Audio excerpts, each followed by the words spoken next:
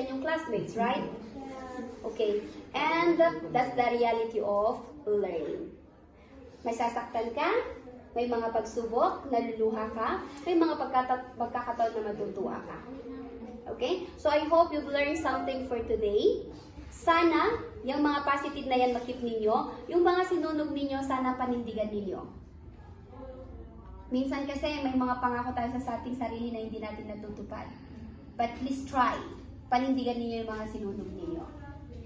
And yung mga positive na yan, ilagay ninyo sa huling pahina ng inyong mga portfolio.